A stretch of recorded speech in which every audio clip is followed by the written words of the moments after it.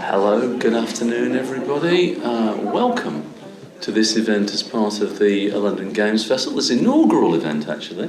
Screenplay, that's me up there. And just in case you're wondering, Film London is the parent body of Games London, so I have overall responsibility for the Games London as well, working with our brilliant director of the festival and head of Games London, Michael French.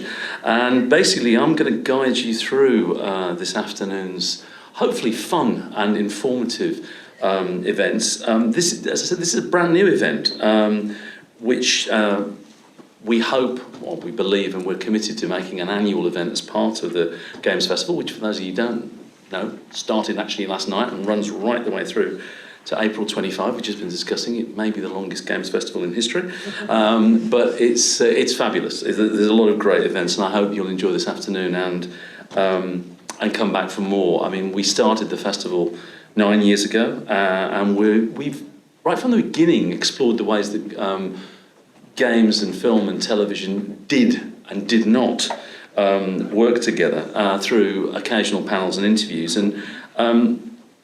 But we thought for this year, we really wanted to get to grips with what was happening creatively, culturally in the market. And this is a deeper dive, and a deeper dive we hope will be repeated and amplified on in future years. The two sectors sort of circled each other. I don't know what the metaphor is, goats on a mountain pass, or there's various snobbery and inverted snobbery, but that's changed, and there's a different kind of interaction between film and games going on, really creative interaction. And I think, if you compare 1993's Super Mario Brothers movie to the movie that came out last year and broke all box office records, you can tell creatively and commercially the world of difference that's going on, and it's the second highest grossing film I think of 2023. And there's a lot of other successful adaptations. The Last of Us, of course, on HBO, Riot's Arcane on Netflix, and a slew of new shows on streaming platforms based on games. So we believe, the short of it is that we're in the era of video. We're in the era of video games, and other screen entertainment is having to reflect and incorporate or actually be changed by video games. And that's what we're going to talk about today. We're going to go beyond the blockbusters and look at the successful ways that those different areas have been bridging together between the interactive and film and television. And for the next 2 hours, we've got hopefully a very informative look at how games organisations are building film companies and how game studios are being born from animation and video effects houses, and what that means for performers and actors who work across all of it. We've also got, via the magic of a pre-recorded interview that Michael did earlier this week, got some insight from Jonathan Nolan, the creator of Westworld, about the power of games as his adaptation of Fallout premieres tomorrow. And before we begin, I should acknowledge our sponsors. I think they're going to come up on screen now. There we go. I won't read all the names out to you, but they are very, very important to us, and we thank them all for their support of the Games Festival, and specifically some of them for Screenplay today. And we're also delighted to be here in the View West End, and it's great that actually the View, which is very traditionally associated obviously with cinema, and I've spent hours of my life standing on this stage talking about films at the London Film Festival, has become part of our kind of games family as well, which is great. So I'm really delighted now to kick off the proceedings with what we're describing as a fireside chat. Well, there's two chairs, but there's no fireside. But we do have a very special guest, and it's fantastic to welcome someone. We've got speakers from all over the world and all over Europe joining us today and in other parts of the festival, but it's a real pleasure to welcome this particular guest, our inaugural guest of Screenplay. And Helene Juguet is the managing director of Ubisoft Film and Television, and she's a really, really respected and very influential executive who's worked in games, moved over to the film side. I'm going to talk to her about that career path, and she's really leading their push into developing Ubisoft's stable of games, and she also oversees Ubisoft's mission to create original animated series set in the world, culture and community of games. So please welcome Helene to the stage.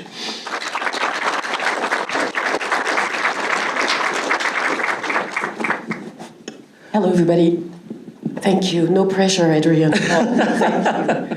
Thank you so much for joining us. It's really great that you accepted this invitation, and we get to draw on all your experience. And it's an exciting time.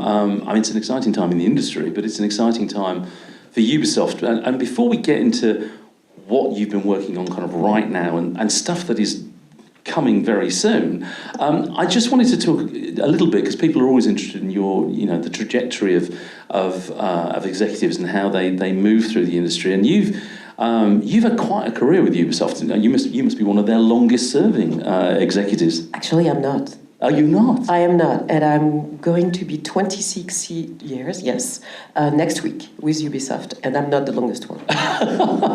That's something very peculiar about Ubisoft, but yes, 25 years.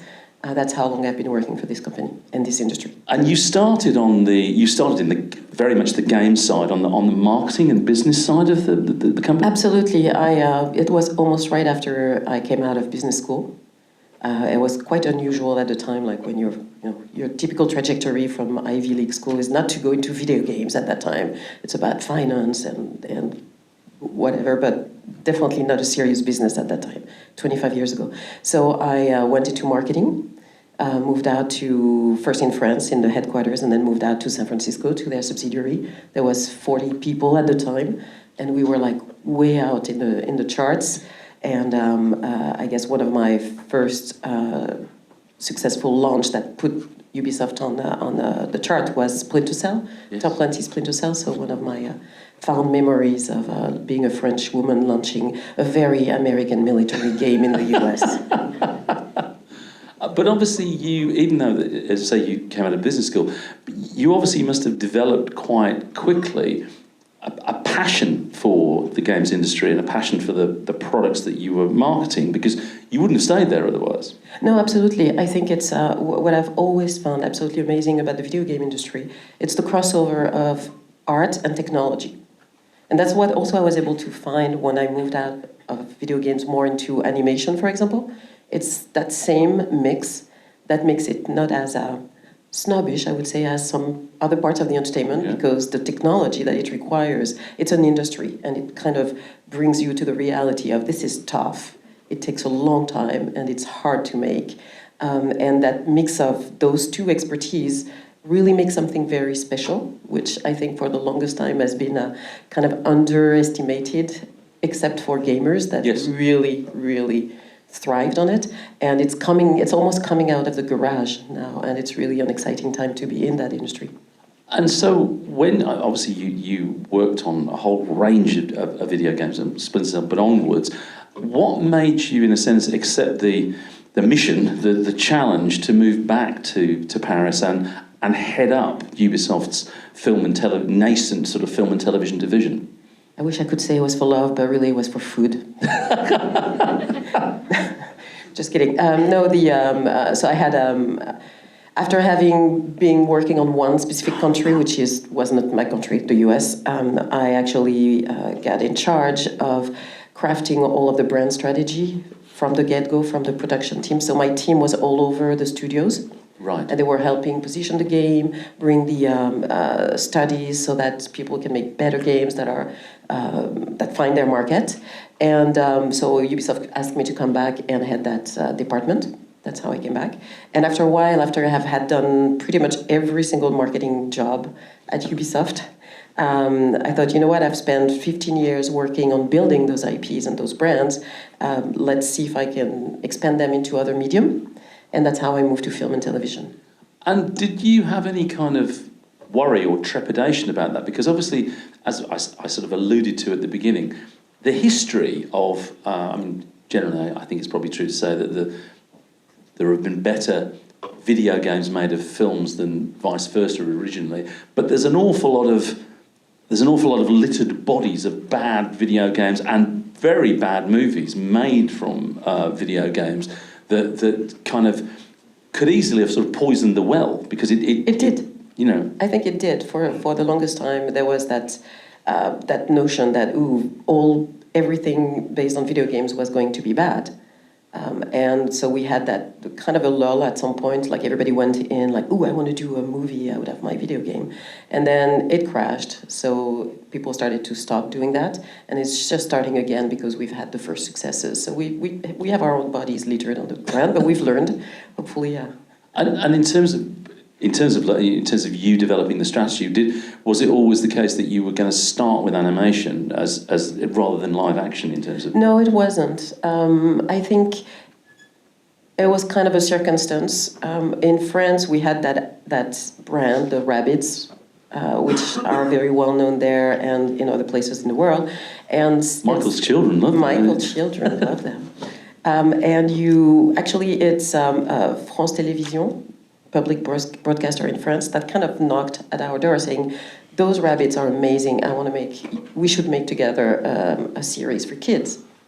And it's how we started with animation. Right. And then 4 seasons after that, we're still working on that IP that has been sold all over the world. So we started with animation kind of randomly, but then it started the idea in 2011 that it would be great to actually create a division dedicated to spreading to other areas of entertainment.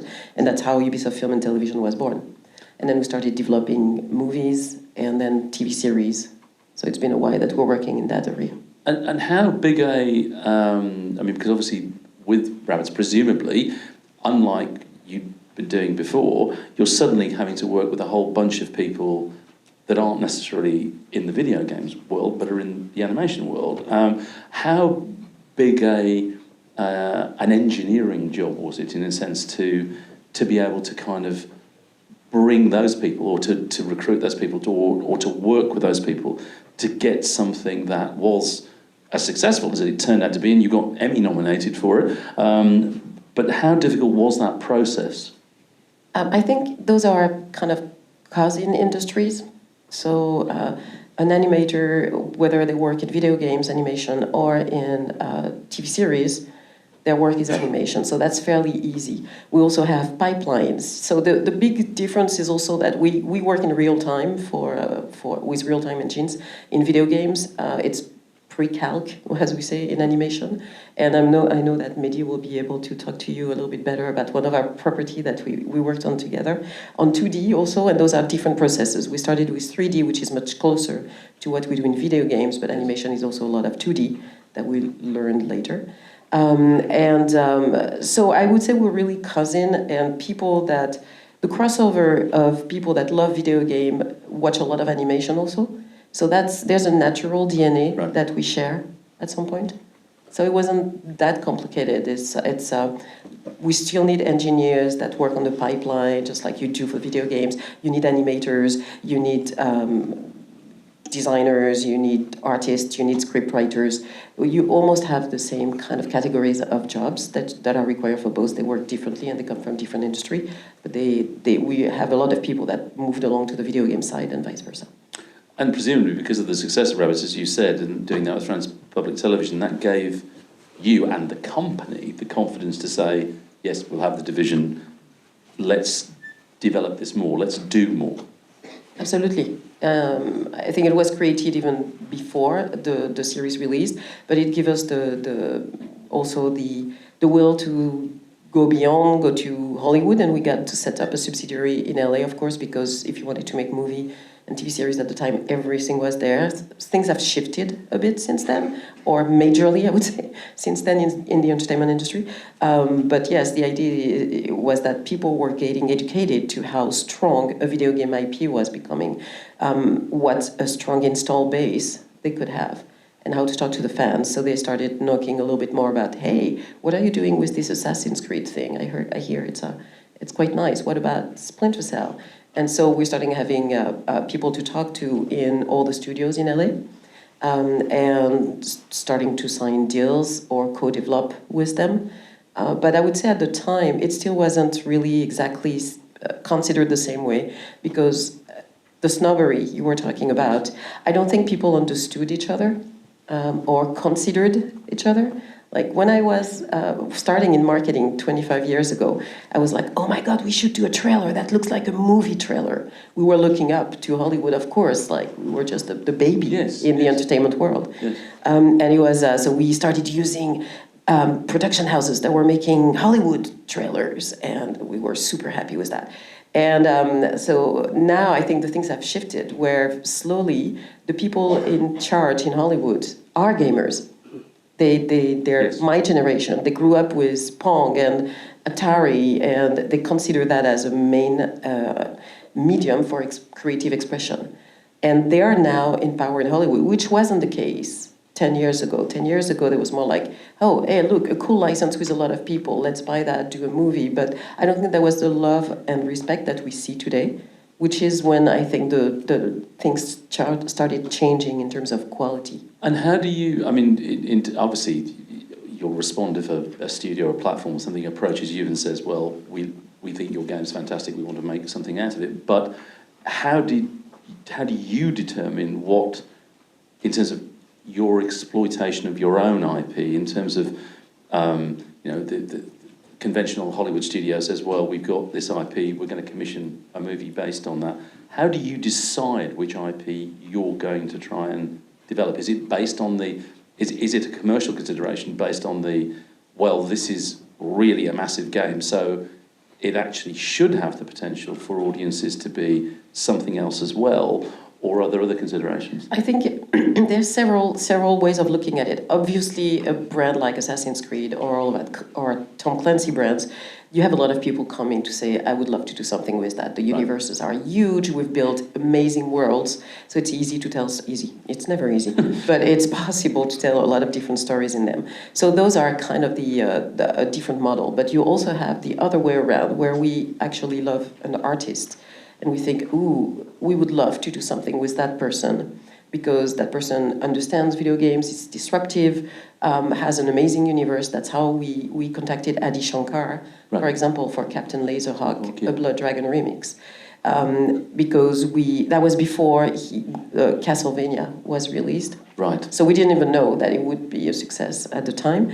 And the world he was creating was really interesting to us, and we were supposed to work with him on another project, a big license, and in the end it didn't happen. So we kind of told him, okay, we love what you do, why don't you tell us what you're interested in the Ubisoft catalog? So sometimes we go by what strikes a chord with you, what do you care about, or what did you play that you want to express a different creative vision on. And then if they resonate strongly, if a creator resonates strongly with one IP, we will let them play with it. Right. And it's not always a carte blanche, but it's pretty wide frame, and you can see it in something like Captain Laserhawk. Adi Shankar came back with an idea of, I'd like to actually do something on Far Cry 3 Blood Dragon, because I love that vibe. But what about I put Splinter Cell in it, and then I put the rabbits, so we kind of say, sure, do it. And then that's how, then you add up Bobbypills, who has their own tone, very specific studio in France that I'm sure Netflix wouldn't necessarily have bet on at first if we hadn't say, hey, we think Bobbypills is crazy enough to make this series and will go really well with Adi. And then they added so much more beyond that, working together. So it's really, it took different shapes as we went along the development and the production to end up being that crazy good series. And how do you, I mean, because your business and marketing background, I'm just interested again, because again, film and television has it's become more sophisticated, but it has quite conventional ways of trying to test with audiences whether something works, whether people are interested in it. Obviously, there's the whole social media universe, but actually whether it's test screenings or something, which still happen all the time. Do you, when you, let's say you have an artist, Captain Laserhawk or something, do you then, when you get to a certain point, start doing market testing of that? No. Not at all. I'm pretty sure that once we are, you know that we've signed a TV series with Netflix for Assassin's Creed, for example. Yes. And we're in production of a Splinter Cell animated series also with them. I'm pretty sure that they will test Assassin's Creed. Given the number of dollars that they'll put behind it, I'm pretty sure they will. They do that, but we don't. It's a creative expression of someone, and usually it's never finished soon enough anyway, so we don't do that. But in terms of, let's just talk about that a little bit more, but in terms of that rather than animation, that live action, when you have done that deal, because obviously, as you've indicated, it's become much, much more sophisticated than it used to be. So how much input do you have on, the company have on what they're going to do with it, in terms of whether it's casting it or whether it's the world they're creating? I mean, how much input do you have working with them? So one of the great things of working with Netflix is they understand gaming, and they've been the first one to latch onto that trend and understanding how much it's overrepresented in everything media. And so they know that we know what we're doing in terms of knowing our audience, what's good for them, what resonates, how to treat them.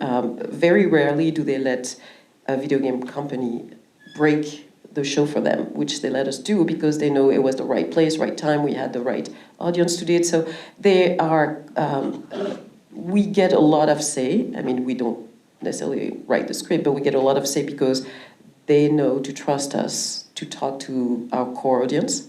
And then we trust them to be able to make a really huge show and mainstream show that we don't necessarily how to write that as well as they do because that's their expertise. But we're very respectful of each other's expertise.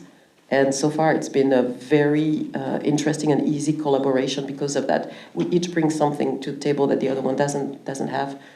And does that extend to the, apart from the executive conversations, does that extend to the creators in terms of the writers? Absolutely. Talking to your team? Oh, absolutely. They come to, Montreal is the hub for the Assassin's Creed brand, for example. Yeah, of course, all the executives come to Montreal and they get briefed thoroughly on the game if they don't play. And, of course, they get to play them, hopefully. And so, yes, they definitely have a creative conversation with the creative directors of the brand. We send them everything they want to know on it. Right. They get an education. We discuss where it should go, where we think there's a huge potential for an untold story that's really interesting in the universe and in that world that they've built. So it's very much a back and forth of creatively. And that's interesting because that seems to me that's part of that change, that mutual respect of whoever's originating the IP. That's obviously incredibly important, but the fact that you will discuss jointly the exploitation of the IP and it's a creative conversation, not just a kind of determined business in licensing conversation that is very black and white. And that's where it's mostly changed. And that's where we can feel the respect and the will to really understand, get into our material, spend the hours. And it always is better when the person that's working on it is a real fan of the franchise, understands it, has played with it, or has had a special connection in the family with it, because they've spent hours playing together. That's always the best, because they know exactly the emotional state in which you are when you play. What triggers some amazing reaction, what are little things that you're going to be like, oh my God, I've played that, I've done it. We don't want to be very literal, and it's not a copy of what the game is, because that would not be very interesting. But we know that there's things that are very emotional trigger that needs to resonate and that are must-have in a series, for example. But that's also, I think, a very interesting point about the generational thing, because we were talking about this the other day, and our sort of pre-chat about this is that from my kind of filmmaker knowledge, we all talk in filmmaking terms about there's a whole generation of filmmakers that came up in the 50s and the 60s and the 70s who were movie filmmakers who were constantly referencing other movies in their movies. Once Upon a Time in the West is a tissue of other people's westerns. Tarantino talks about himself as a movie maker, and maybe he's the last of those, because what's happened is it's now a video game movie maker who is actually, that's their deep well of influence, and that's obviously part of that generational change. Absolutely.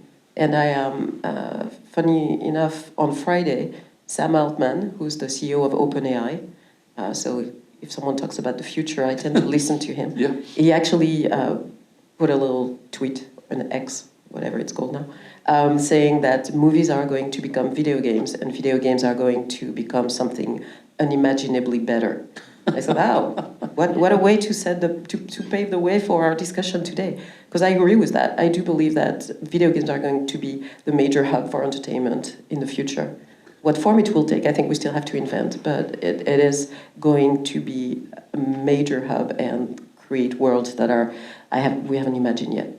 But that's a really exciting vision. That's a kind of gauntlet in a way thrown down about the future, and from his comments and yours. And the other thing I wanted to ask you about, because we've run out of time in 5-10 minutes, but is the other side of the coin, because I know Ubisoft is involved in some, apart from exploiting and developing creatively your own franchises like Assassin's Creed or the other animation series, you're also working with some of the biggest brands on planet Earth in terms of franchises and Avatar. And I just wondered if you talk a little bit about that, because I've met James Cameron on a few occasions and interviewed him, and he's not what you might call a relaxed guy about detail. You know, he's one of the most anally retentive people I've ever witnessed, and you know, the minutiae of the way he thinks about his filmmaking. I would have thought that would have been quite a challenge to work with him on you developing new IP and video games with him. Yes, of course, working with the world makers, whether it's Avatar, but we also just released a Star Wars trailer for the Star Wars game. So both of those are the two biggest world-based IPs ever.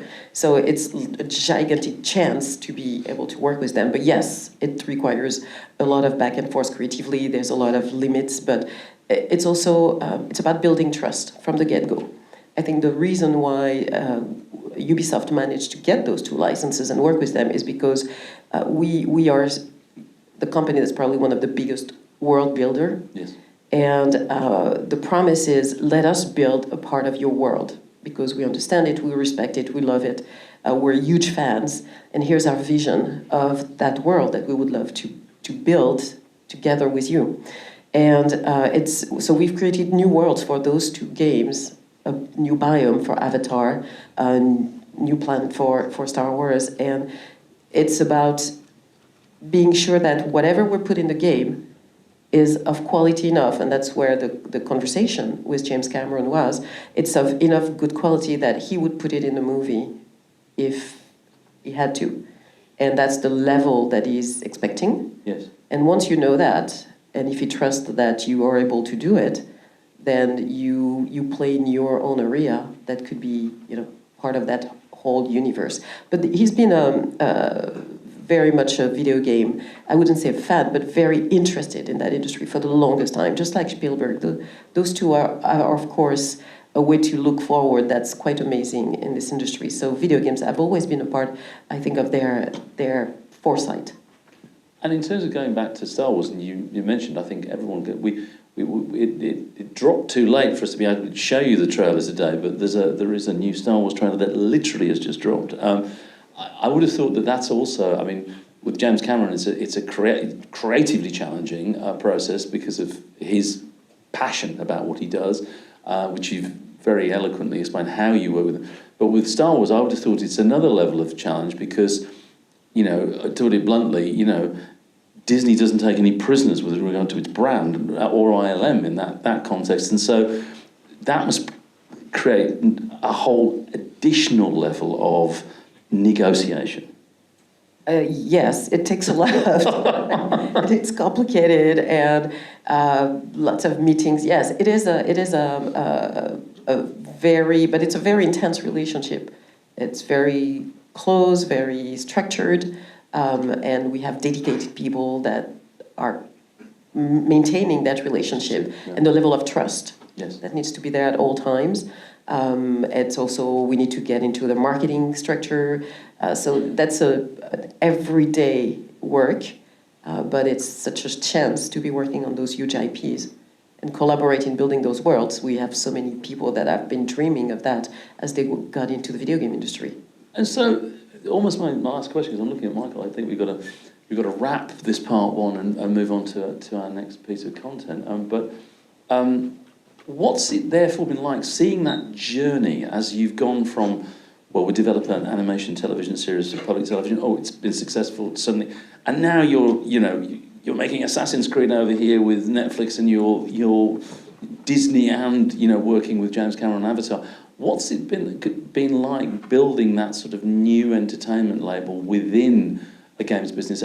Has it had growing pains, or has it been quite seamless? And I ask that question because I am aware, and I've talked to other video game executives and companies where they have talked about how there's a certain timidity of do we really want to do that? Do we really want to spend that? Because that's not our core business. Our core business is making video games for audiences, and the film and TV stuff, it's kind of nice to do, but why do we bother? I just wondered whether you've had to go through that journey with your leadership, No, because the vision was there from the get-go. I think our leadership was, they say, we're in entertainment. We start with video game, that's our core business, that's what we know how to do, but the idea has always been to go beyond. First through technology, because we bought hybrid technology, which was a VFX, because we thought the pipelines would really converge at some point. So it was a technological point of view at first, but then the impact in entertainment for us is huge, and we know that gamers over-index on consumption and everything entertainment, whether it's mangas, TV series, movies, figurines. So we know that whatever we do, the idea that we're building our world through different medium is there. So the pain wasn't in getting somebody convinced, even I wasn't the one doing it, but it's been an obvious thing from the get-go, even when the industry went closing those divisions, because there was, first everybody started it, then they closed it, then they reopened. Yeah. We stayed on. Yeah. But what's the most complicated is we're dependent on broadcasters, yes, streamers, whereas in the video game industry, we're our own publisher. Yes. So we take our risk. It's a huge one. We know how to sell, etc. It's about learning a whole new industry where you get to ask for the money to somebody else, yes, and but you don't master your rights anymore. So that whole shift of perspective is a little bit less comfortable. The impact it can have when it works is amazing and very complementary to what we're doing. Yes.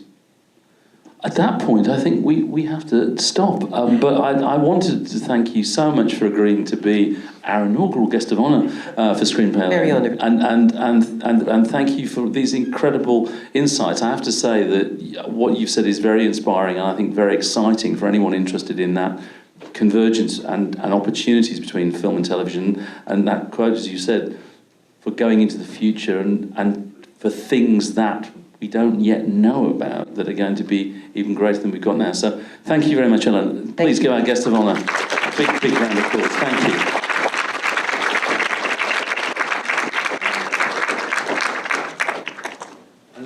And now we have some pre-recorded entertainment for you. This is an exclusive interview with some of the key creatives behind the imminent TV adaptation of Fallout. The session is pre-recorded, but only recorded last week by our head of games. Michael went along, and Michael French went and interviewed Fallout game creator Todd Howard and Fallout TV showrunner Jonathan Nolan, known for his work on the likes of Westworld. And he managed to catch the pair while over in Europe for press. And the show had its LA screening overnight, and the show is officially available from tomorrow. So let's roll this interview with the Fallout creators.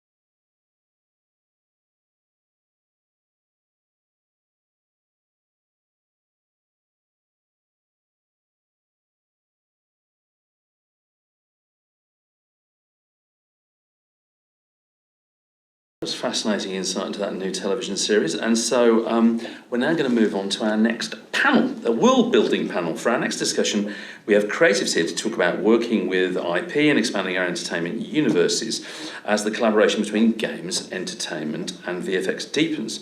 So to chair the discussion and chat with his guests is Kristian Segerstrale, founder of Evil Mega Corp, and joining him is Eugene Evans from Wizards of the Coast and Tom McLaughlin from Territory Studios. Kristian, over to you.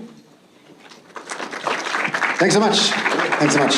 While I'm waiting for my esteemed, distinguished, visionary panelists to join me, I actually wanted to ask a question of the audience real quick. Can you just show your hands? Who here considers their primary craft computer games making, computer games as your craft? A few of you guys, it's good. And how many considers like film, linear media, TV series, anything like that as your primary craft? All right, and then there's a whole bunch of under the category other. But that's good. Hopefully we can have an educational and interesting conversation. So my name is Kristian Segerstrale. I'm the CEO of Evil Mega Corp. I've been building computer games companies for solid 23, 24 years now, so I fall very firmly into that bucket. But at Evil Mega Corp, we are a game company that's focused intensely on the intersection between cross-platform multiplayer games and what we think of as transmedia, linear media. How do we build something that within the next 5 to 10 years actually finds that magical intersection of IP and how it works between linear and linear media computer games. Our biggest game right now is Teenage Mutant Ninja Turtles Splinter Fate. There's a lot of crossover between the universe and the movie that came out last year. For example, we're working with Netflix on a very large project around the Rebel Moon IP together with Zack Snyder and the Stone Quarry team. Again, trying to work out what does the interactive universe and gaming look like in this universe that's being built out on linear media. So that's sort of interesting. That's sort of my angle on this. But I am joined by two far smarter and more handsome panelists than myself. Firstly, Eugene Evans. So Eugene is a computer games, I would say primarily a computer games veteran. Certainly we crossed over at different times, 25, 30 years, 75 years, I don't know at this point. It feels like a long time, no doubt. But you've run studios, you've run Mythic, you've run BioWare inside of EA, and now more recently, he is the Senior Vice President of Digital and licensing, I suppose, at Wizards of the Coast / Hasbro. So you command half the IP of the universe at this point. It probably is half. It's like if you grew up playing it, it's us or the other guys. So, and by the way, he really isn't super evil. But anyway, I'm very fortunate to work with what I think we consider one of the best portfolios of IP in gaming, because they start with games. You're not having to figure out, well, what is the game based upon this IP? We start with games. So people have an immediate familiarity with those games that leads them to understand what they're about to play, which has helped us tremendously.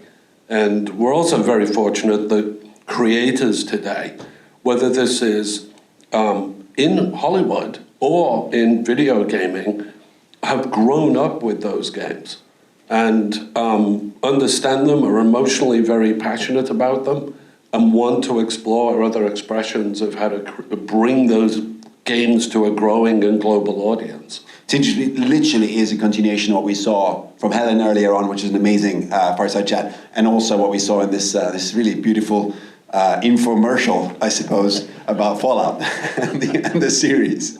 But thank you. Yeah, we'll come back to IP creation and where it should come from and sort of how it works. But we also have somebody with a very different background. We have Tom McLaughlin, who you're the MD of the Territory Studio here in London, right? That's right. And with very much a focus, I suppose, on creative agency work. Is that fair across both linear media and games? Yeah. So you span literally all of creative. All entertainment and communication in some way. We're either a very small VFX studio or a very large design studio. We're a creative partner to lots of different kinds of businesses. Interestingly enough, our first projects were actually in games, even though we probably became more well known for our work in film and TV, particularly through on-set graphics and graphical communication. The company is in its 14th year now, and lots of our early kind of projects were working with filmmakers like Ridley Scott on Prometheus and creating all the holographic interfaces and things like that. And we always concentrate, our mantra with whoever we're working for is the marriage of design, story and technology. And I think we've talked a lot about how the video games industry has matured and the film industry has changed already. A lot of the talking points that I prepared have already been mentioned. But there's this huge convergence, and the idea of how you communicate stories and entertain people is just getting closer and closer. So the techniques that we apply to film are the same when we're partnering with a games company, when we're partnering with a brand. People are so familiar with the languages of games and communication. It's become a bigger and bigger part of all of our work. It's so interesting, actually, because you've been part of some truly iconic work, right, on linear media. So I guess Dune 2, Part 2 just now was... Yeah, well, I mean, that's a great one. We've got a long working relationship with Denis Villeneuve. Blade Runner 2049 was our first project with him. There was a huge amount of graphical work. That was delivered on set, so all in camera. Film is a huge collaborative business. We didn't do all of it, so I don't want to give the wrong impression, but everything you see on a screen in that film, whether it was in the cars, inside the different corporations, that was all of our work. It was a great fun project, and we built a very good relationship with Denis there. One of the nice things about our work, particularly if we get to work in pre-production and into production, is we have a direct relationship with the director, the production designer, and then hopefully that might move into a VFX supervisor. So we're there from the beginning to the end of a project, so we really immerse ourselves in that world. And when we're talking about IP and world building, that's really where we position ourselves, really understanding the world. Often, if people notice our work, we haven't done a good job. It has to just be accepted, feel right, it tells the story. Yeah. And is that the same work? Because you've also done work on, say, Starfield or Skull and Bones, for example. There's slight differences. Something like Skull and Bones, we were doing a logo design and some kind of trailer animation. So that's a different type of work. But we take the same approach. We've grown from being a design studio and just use those design techniques in different ways with different clients, depending on what people might need. But understanding an IP, a world, and then the audience, and that can be from a creative point of view or a business point of view as well. We have to think about all of those things, and that's how we try and be the best creative partner for whoever we're working with. Wonderful, that makes a lot of sense. So, in essence, we have, between the three of us, somebody who pretty much has just been building games and sort of games approaching linear media, and if you want to call it transmedia IP building, from a very much having grown up in games. We have somebody who used to be on our side of the equation and then jumped ship to the IP holder IP holder side of the universe, who's kind of looks at the world from that point of view. And then we have a true, I suppose, transmedia world builder in different ways across both. So hopefully this will be interesting and entertaining, at least for me, if nothing else. But I'm actually curious, from your guys' perspective, what are you seeing today in terms of projects? There's many, many more projects that I think would qualify as some kind of transmedia, cross-media going on right now, from games to movies, movies to games, games to TV series, and all of the above. What are you seeing today that's the most exciting to you? What do you feel like, which project or which IP out there is really doing it right, and why? Well, I think, we've heard the word transmedia come and go a couple of different times. Right? Different decades, right? Different decades. Yeah. It comes back around. This time it feels like we might be able to fulfill that vision where what can translate to the screen, as we just saw with the Fallout program, it can actually represent the original media, and vice versa, where something that has only existed in people's imaginations and has thrived in their imaginations, like Dungeons and Dragons, in an 18-month period can not only show up on the big screen with a wonderful D&D movie that the fans just adored, to then being translated by an incredible group of craftsmen at Larian to create Baldur's Gate 3 as a fully digital experience. And we have more products coming that use the D&D brand in particular that all express that world and the way in which people want to be able to occupy it in different ways. So that notion of transmedia to me is really about different people's ways in which they want to engage with IP, because we have fans of our IP who play the game, watch people play the game, read about the game. You know, it's really now Probably about, watch people reading about the game. yes, and you know, in a world where they engage with our IP on TikTok is just as important to us with the way they choose to play the game with their friends. It's really about them becoming immersed in the hobby, whether it's D&D or Magic the Gathering, or becoming a huge fan of anything from My Little Pony. You know, these are fans. And so transmedia to me is all the different ways in which they can engage with our IP.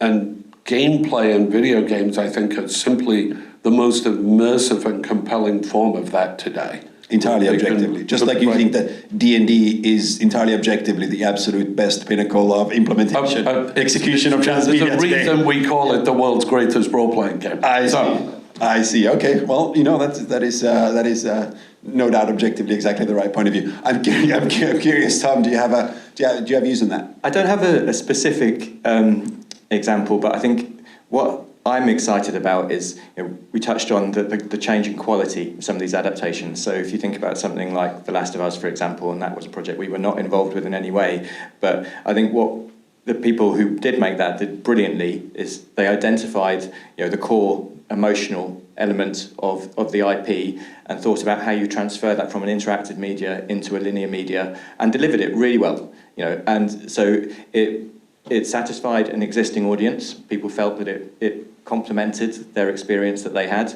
and it also widened the audience for that story, brought new people into that world. And I think that's a brilliant example of what we should be doing with transmedia, as opposed to, you know, just licensing an IP and it's not connected. Or when creatives connect with each other, that's when we get the best execution. It's actually, it's a wonderful example. I'm going to cut you off. There's an authenticity, yes, right, that goes along with it. Oh, for sure. And it is actually interesting. You both used the word adaptation. And I actually think that, at least from our point of view as a company, in our experience, I think one of the things that perhaps we are actually moving beyond adaptation to more like a co-creation, collaboration type framework, which perhaps gives this authenticity. Because I do think that I think we heard from Helen in the first fireside chat all about growing respect between the media, which I think is a really good word, because, like, for example, in our collaboration with Netflix and Stone Quarry around Rebel Moon, I think one of the things that we hold very near to our hearts and why we are so excited about this collaboration is that for our writing team to be able to,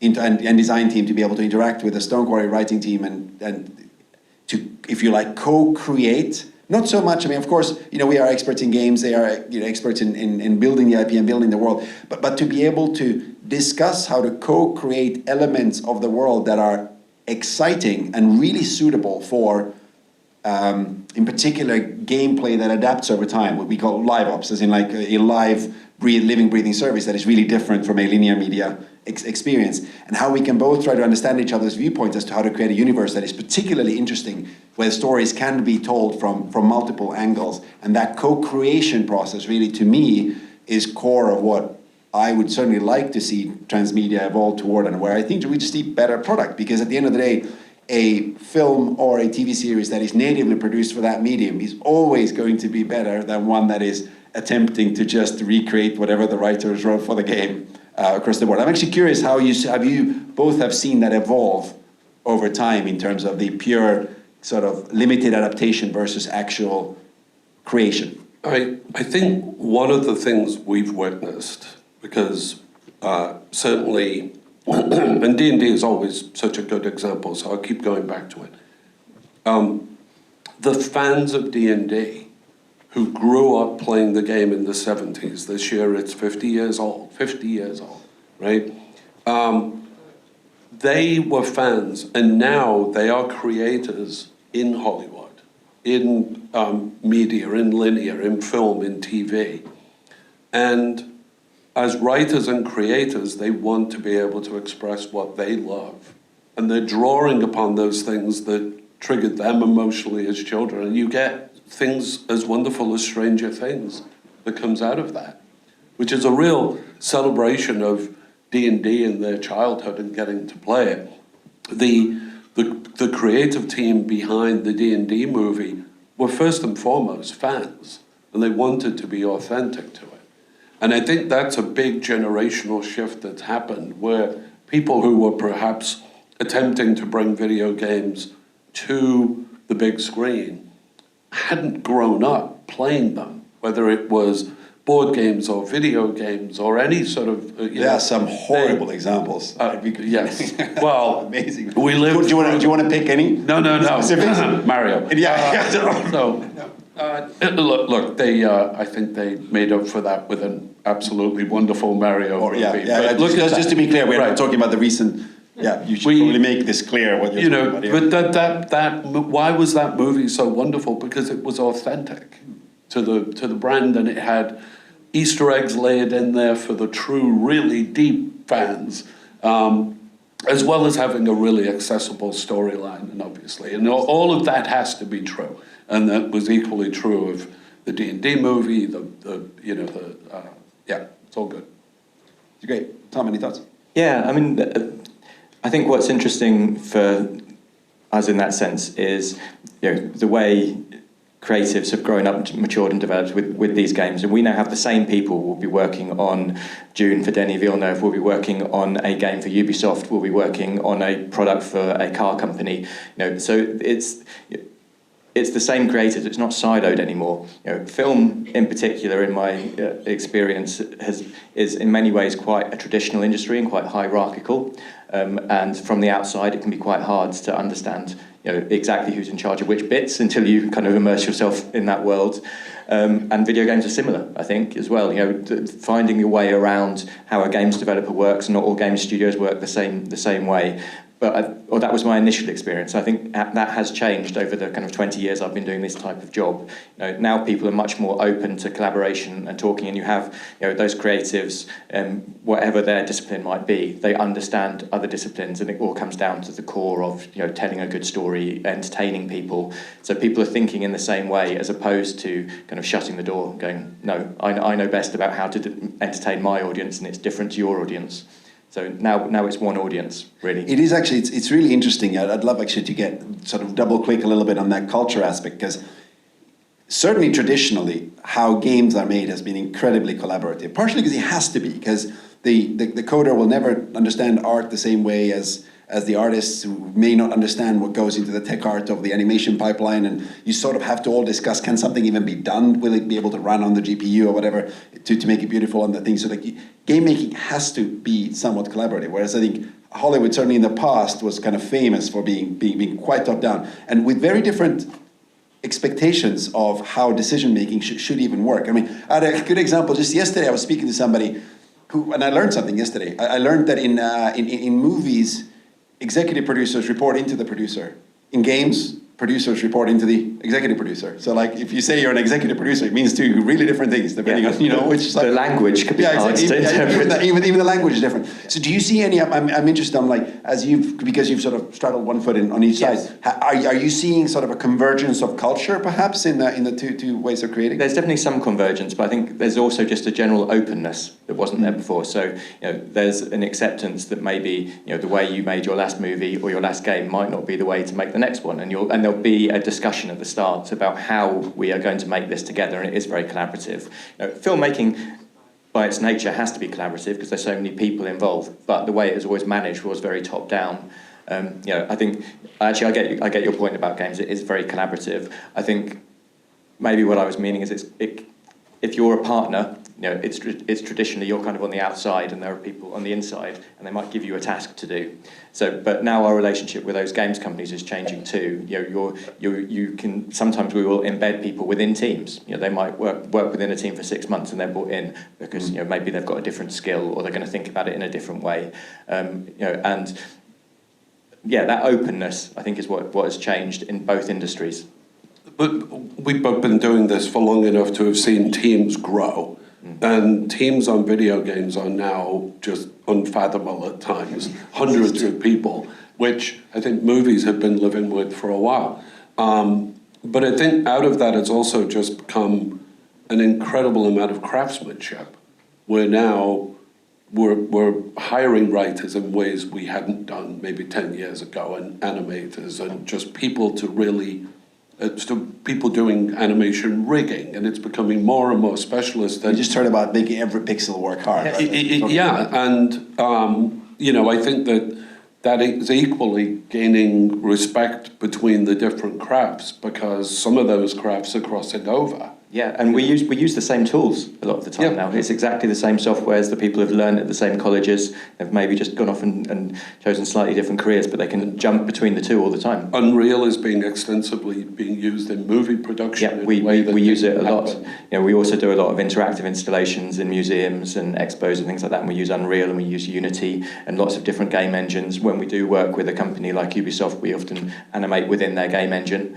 You know, so the creatives are using the same tools to make films. So that's behind the camera or behind the screen. That's a convergence that's been happening. That's kind of another, perhaps unseen aspect of transmedia.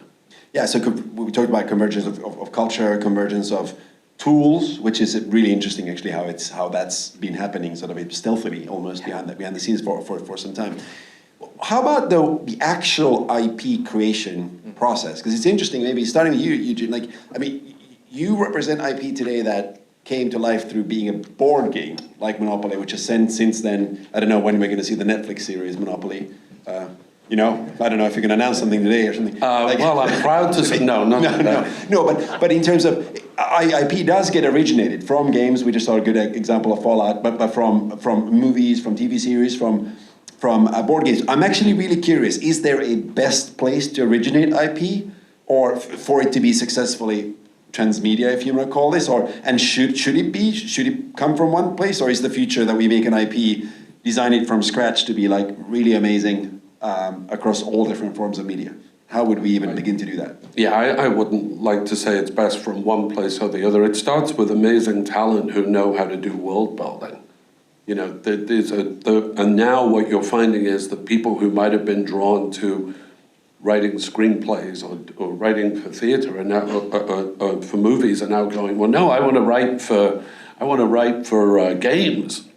You know, the amount of script behind some of these games is just extraordinary. But for us, across all the games, whether it's D&D, which is very much theatre of the mind, and you're creating the world, we create a sandbox for you, and then you get to play in it, to a board game, which you might think, well, what's the story there? But there are emotions attached to all of these. There's something about Monopoly that I hope we've all played that resonates with people, that reminds them, and the thrill of any of these games that you play, whether it's a video game or a board game. We talk about just capturing the essence of that, identifying what the pillars of the game are that matter to people, and trying to bring that to life on the screen, whether it's on their PC, in their living room, on a console, or in their pocket on a phone. If it isn't authentic to those emotions and those pillars of the game that informed and made it fun to start with, then it's not going to succeed. So it could come from anywhere, so long as being built kind of with love and authentic to that media, and then subsequently adapted, translated, expanded, whatever word you want to use it, to other media in an authentic fashion. Yeah, I mean, I think we're going to, we keep going back to that word authentic, and the examples that have not done well in the past were not necessarily authentic. So yeah, but they were also quite possibly not good. Well, there's that too. Right? I'm not going to get myself in more trouble. Yeah, I was going to say, so might poke on this. Sorry, Tom, any thoughts? Yeah, I mean, I think there's another side to it that maybe we don't talk about as openly often, and please spill the beans. It's a business. All of this is business, and Helene referenced kind of how risky it is to put a new IP in the world, see what happens, what lands with the audience or not, and film and TV are in a difficult moment. Post strikes and things like that. So people are looking for something that feels like a good bet. And if you've got something that's already got an audience, that is going to be appealing. So whether that's a better way to approach it, I don't really know, but it's maybe a business decision to go, there's an audience for this. If we deliver against what they, the emotional experience of the game, we are going to do well here, and it reduces risk in some ways. There are obviously other risks. If you get it wrong, you can have a backlash, and it might not deliver to that audience in the same way. But we talked about the size of the teams. The production costs of making games now far outstrip making films, and films cost a lot of money. So it's a tricky economic business making this type of entertainment content. It's actually funny. We came from a gaming conference earlier where we just saw the data presentation on games that a lot of people consider games sort of hurting at the moment, not necessarily because we had some of the biggest releases ever last year and so on, but because everything is so expensive to make and it's so perceived as so risky. So I think both sides, maybe we're kind of huddling onto each other going, maybe if we do this together, maybe we'll be commercially safer in some ways. People are definitely doing that. Yeah, that's quite interesting. Sorry, did you want to add something, Eugene? Yeah, it's good. All right. No, I am curious. Since we had some folks from games and some folks from movies in the audience, I'm actually curious if you have any sort of advice, I suppose, for folks who are right now hold on to like a linear media IP or come from that world and they're curious, they're kind of games curious, if you like, of how would I adapt my IP? How do I go about getting to a great outcome like this most recent Mario movie, for example? Like how do I or perhaps another example of movies going to games, but how would linear media experts, what's the best way to understand games and work with game makers? Well, I'd like to think that by today we are all gamers, right? That didn't necessarily always feel, people have obviously as families played board games and family games forever, but not everybody, even today people who play, for example, Monopoly Go every day on their phone, if you ask them, are you a gamer? They might say, oh, no, I'm not really a gamer. And you and I have talked about this, we've heard this many times. But I think everyone is a gamer today, in one way or another. And I think the most important thing is to, if you are in the linear world, to play games and learn the different vocabulary. We were just talking about the difference between titles but there is a vocabulary to video gaming and the pacing and the storytelling and the way it works and drawing out characters that start with the character that the player is taking on that is perhaps very different than a linear, orchestrated, amazing piece of storytelling that might happen on either TVs or the big screen. So I think it starts with just play games. And just start to understand that vocabulary. Play things that you enjoy. Play things that have storylines or elements that you're going to enjoy. And learn that vocabulary. That's it. Play games, learn the vocabulary. That's a good bit of advice. Spend money with all of us. Yeah, I was going to say, if you can. Buy more games, spend more money in games. Buy more games. I like where this is heading. All right, so many thoughts. I think that's great advice, and that is definitely where I'd start. But I think thinking a lot about what the heart of your IP is, is it character driven? Is it about a world? They referred to it in the Fallout video that we watched there. With the hero, the main character being the world of Fallout rather than a person, which it might take it in a different direction. An adaptation used to mean taking something that existed in one way and just translating it straight across. That might not be the right approach. You referenced Dune earlier, and we worked with Denis on both of the Dune films. Obviously, that's an adaptation of a book. There's a creative vision there about how to translate that to the screen.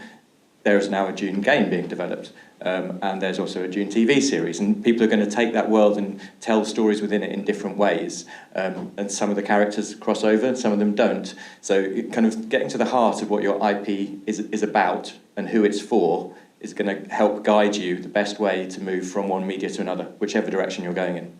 No, that's great. I'm not super sure how much more time we have. I'm just kind of looking for somebody to either put like a little laser sight dot on my forehead or instead of other. 1 minute. All right. So concluding. So good. Thank you very much, Michael. I appreciate it. And to be honest, I think it's great that we have, as part of London Games Week, that we have an event like this, which for once actually starts thinking about this crossover. I mean, that's amazing. Any final words, though, in terms of, I suppose, for the game makers out there who want to learn linear media? I'm particularly interested in you, Eugene, if you have any thoughts as to like you having made that transition in some ways and perhaps learned more about what does it mean when you step out of this this hat that, you know, game, to think about IP more. Oh, I don't know. I'm still learning, very much so. But I've been fortunate to start to work with the folks at Hasbro Entertainment more. These are the folks that are out there pitching our IP to pursue new and amazing linear TV movie expressions of our IP. And the thing that we've come to realize as we've got together is how much we do have in common and how much we talk about. You know, they walked me through a pitch for an IP that I won't name right now. Oh, come on, you're just friends and it here, was, right? Right. And it was fascinating because I watched it and said, well, that's how we would have pitched this as a game. You know, you've identified, as I mentioned earlier, the pillars of that game and what makes it so special to people that translates beyond just the piece of cardboard and the pieces that you're playing. So perhaps we have more in common than we realize. Yeah, I think we do. And I think it is about finding something that resonates with people emotionally and draws back to what it was that they enjoyed about playing that. So we have a lot in common, but I mean, I'm still learning tons from those guys. Tom, final words? Yeah, and I mean, I would echo that. We're all still learning. It's changing so rapidly. You know, we touched a little bit on tools. We talked about how video games may evolve into something else over time, and linear media will as well. It's all just one big entertainment space. You can't put yourself in a silo. We have to think cross-media now if we want to be successful in our careers, I think. And just being very open to collaboration and talking to people from different industries is the best way to learn. Those are amazing words to finish on. Focus on learning. We have to be cross-media these days to be successful in the future. You heard it here first. Thank you so much to our panelists. Cheers. Thank you.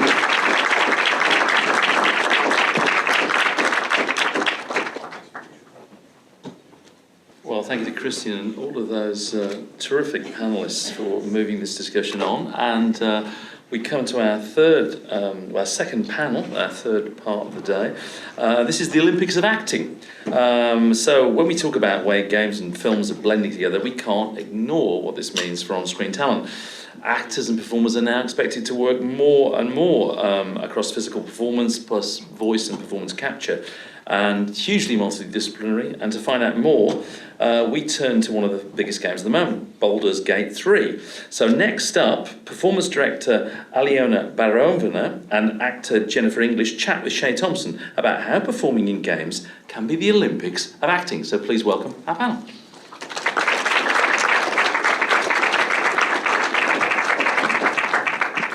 I'll sit on this little island away from you guys. I'll move closer. No. Well, this is all very exciting. Thank you so much for joining our wonderful discussion exploring performance in video games, also known as the Olympics of acting. Now, if anyone in the audience has been living under a rock for last year, I mean, first of all, I feel very bad for you, but also, could you introduce yourselves very briefly for our audience? I am Jennifer English, and I play Shadowheart in very little-known game Baldur's Gate 3. One of the lead characters. I forgot to mention that. Yeah. My name's Aliona Baranova. I was one of a team of performance directors at Pitstop who worked on the dialogue recording of Baldur's Gate 3.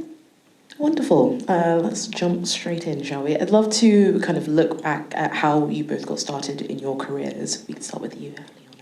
So I trained as an actor, did the usual formal theatre training, moved into fringe theatre, some TV, some film, and then I discovered motion capture because a lot of my background comes from sports, and it just made sense. It was a nice marriage of physical performance and acting. And after discovering motion capture, working with a lot of the studios we have in London, Frame Store, Imaginarium, what's the other main big one in Pinewood? It doesn't matter. I worked with Framestore on The Matrix and the Barbie movie. I got a phone call to ask if I would be available to do some performance directing on a project. I think they may have told me the name. It meant nothing to me at the time. I'm very sorry to say that. People were like, this is going to be big. And I was like, great, sure. And I took the role as performance director because of my motion capture experience and worked on the game for 4 years. The rest is history. What about you? So I trained as an actor, obviously, and worked mainly in theatre, and kind of decided to have a go at voice, and fell into video games really quickly, and absolutely loved it. But still working across as many platforms as I can. So still doing screen and video games and theatre if they'll have me, and so a real mix. Fantastic. And as you both trained as actors, did you feel well equipped to dive into the world of video game acting, or was it a situation where you kind of had to learn on the go? So this is where the part of our talk comes in about why performing in video games is the Olympics of acting. There are a lot of challenges, and it's not because we're super organised, it's because we're a little bit less organised. We wrote down talking points and we've got notes to discuss. Do you want to explain a little bit about the setup of how we record in video games? So the thing is with video games, it's, I think, having worked across all of these platforms, it is the hardest job for an actor. For so many reasons. I mean, we've kind of we've got like 3, but which we'll talk about in as much detail as we have time for. But the first one would be the setup. You are on your own in a grey box with 50 cameras on you. We're wearing a skin-tight catsuit, which is very vulnerable. It makes you feel very vulnerable, by the way. I don't know if you've ever stood in front of a load of strangers at work in a catsuit, but it's a lot. And you're expected to build these wonderful worlds that have been created in your imagination. So when Jen says we record in isolation, for what we're discussing is when we motion captured and recorded voice at the same time on Baldur's Gate. In some games, it might be voice only. You're most likely to record your character in isolation. So you do not have another actor to act opposite you, unlike in film and TV. And in our game, almost all the dialogue, and we have more cutscenes than the Lord of the Rings trilogy combined, was recorded in isolation. So every actor you're hearing is responding to lines just being read to them by a director. They're not responding to another actor, which is such a huge challenge. And of course, like Jen mentioned, the mocap suit, it is like a cat suit, that it doesn't matter what your character is wearing, you will be wearing a black skin tight suit. And you have to just imagine, I'm wearing armor today, or I don't know what other options there are. Battling inside the Underdark with... I mean, clothes-wise. Oh, clothes-wise, yeah, absolutely. You get no costume. You also don't get a set. That has to be imagined in your head. Sometimes you don't know what your character's going to look like until after you've recorded. And it's quite rare to get any animation or previs of what the environment that your character is going to be in this world looks like. You might get a little preview every now and again, but in general, we are asking actors to create this rich world that the player will see at the end, all in their minds, and just place themselves in there. No set, no costume, nothing. And they create, you create incredible performances under extreme circumstances. So that's set up. Did you want to... No. Take on. Hold on. Put the code. Looking back to the notes. Yeah. Narrative consistency. Also, we're recording line by line. We're not recording a scene. When you record a scene, you might get a close-up of one line in a TV show or a pickup, but usually you have a run-in, or at least you've got time to run that before they say action. With this, it's line by line, and the time is so narrow. I mean, for what we achieve in 4 hours of of a session would take weeks in a television or film set, or weeks of rehearsal. And so you're just expected to go piecemeal, essentially. And every time the actor is expected to hit it on the line, to be completely on and connected, despite the fact that everything is being taken almost, it's not out of context, but it is individually. So in film, you will have the entire scene, you'll run it top to bottom, you go back on another take, and those moments will be edited together. What we ask of actors in video games is to be on and in character in each individual line and keep that narrative in mind as we stop and start during the session. So we might ask Jen to record a line, a very, emotional line like, I don't want to do that to them. And then we're going to give her direction. So I should have explained, performance direction is, on this game, for example, we had a voice director and a performance director in almost all sessions. So the voice director's job is to lead the session and focus on the voice, and the performance director was more focused on the body and the motion capture. I should have said that a lot sooner. So what will happen in a session is we might ask Jen to deliver an incredibly emotional line, something like, I won't do that to them, and then the voice director is going to give a note, and then we'll go again.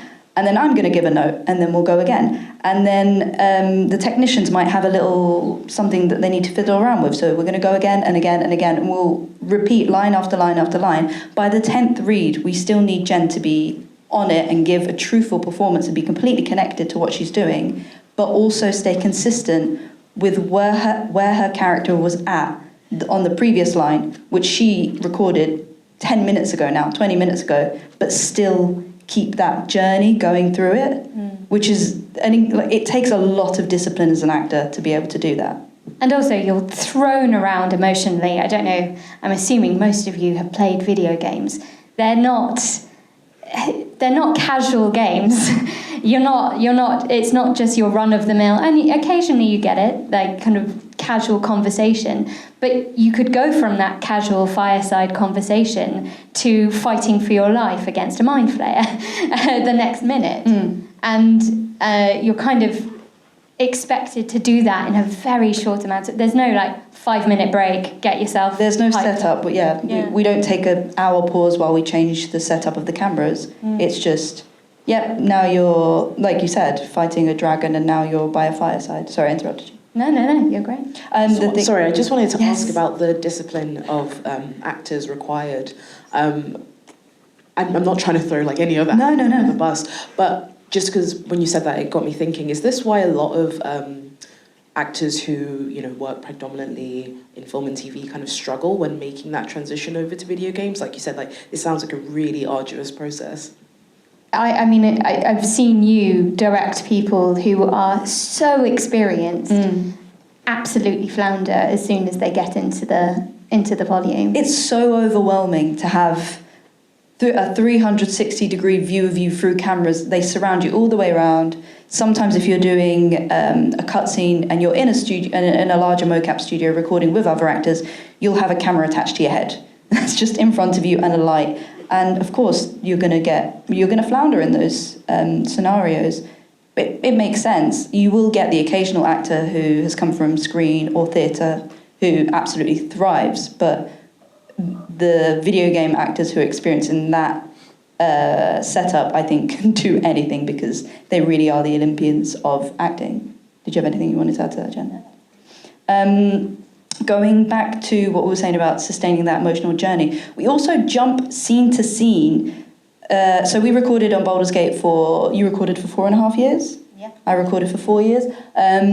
We asked the actors to record dialogue from a scene towards the end of the game, and then we might ask them to pick up a scene that we recorded at the start of the game, which they recorded 4 years ago, and just expect them to, look, we might play them a reference and be like, this is how you sounded 4 years ago. Which is a lot younger, by the way. A lot younger. But their character would have been at the beginning of their journey and wouldn't have gone through I'm assuming some people here have played Baldur's Gate 3. There's a lot that the characters go through. And then suddenly we just ask the actor to dive back into those memories of where their character was at. And so the flexibility required of the acting muscle in that scenario is immense. I've personally never experienced it on screen or theatre. And if you do experience it, I think you're going to have a run-up. You're going to be told, oh, tomorrow we're going to be doing a flashback scene. But you'll have a tea break and then be like, great, we're doing a scene from 4 years ago. Good luck. And Jen will nail it. I mean, everyone nailed it. And also the multiple directors. Yeah, you're also, I feel like with a lot of TV and film, generally you'll have your one director for the episode, but most of the time you'll have one director for the whole project. With this, the team, video games, as we know, the teams are huge. And, for this, there were just, about 10 voice directors at least, and 14 performance directors at one point. I didn't count, but yeah. Yeah, a lot. And all of which have different opinions of your character. And sometimes they'll pick up a scene that you've recorded with another director earlier on. And they'll want to go in a different direction with it, or they'll have a different approach to directing. So you, as an actor, just have to be so calm and flexible. Disciplined, yeah. We really do stretch you guys in every direction possible. And you wanted to mention the emotional whiplash. Yeah, of sometimes, having to grieve your parents or... Oh, spoiler. Sorry, spoiler. Not Shadowheart, no one. Possibly. And then you'll have, with our game, it was, you could go in so many different directions. So you've got all these options the player could take. And sometimes we'll do one option and then the other option, which, by the way, is a completely different path for your character. For example, Jen had a path for her character which was a good and evil path. Again, we would expect Jen to just record both in a session, go along both. One, then the other. And yeah, it requires you tapping into all of that backstory, all of what has just happened to what has happened to your character, all of what they remember instantly. It's quite hard. And then we have we're almost at the end of our TED Talk on this subject, one last section of acting challenges, scripts. You get the scripts the night before. Not always, but in a lot of the time you get... Because of NDAs. And they don't quite make sense to an actor. They're not written like a... Yeah, we can't always give all the context. The directors have the context. We have access to different databases where we have the context of what, because the scripts, they're so complicated and there's so many different branches of dialogue. The actor is going to come into the session not really knowing what is going on. Anything, yeah. And we will give them the context in that session, unlike in film and TV where you will do that prep with the director in advance. I hope. Our actors come in and we just give them the context and say, go. And I think audiences now have so much respect for video games. Growing respect, I think, was talked about a lot through this afternoon. And a lot of the performances you see will be as good as any TV or film performance. And that is the expectation. And yet, what actors have to do to get that, they deserve so much more respect than I think is currently being given. I think that's why we hope to give people an insight to what the process looks like for the actors that are known for video games, that give incredible performances in video games. That's the end of our TED Talk. Fabulous, thank you. For kind of touching on the challenges, because I think that's the thing that a lot of people don't realise, it doesn't come across, because obviously we get the nice polished end product, but there is a tremendous amount of work that goes into it. And the last thing you said about video game actors kind of being overlooked, I think it's really true. You have to have so many different talents and cognizant of so many different things. Are there any lessons that the film and TV industry could learn from video game actors and the industry at large?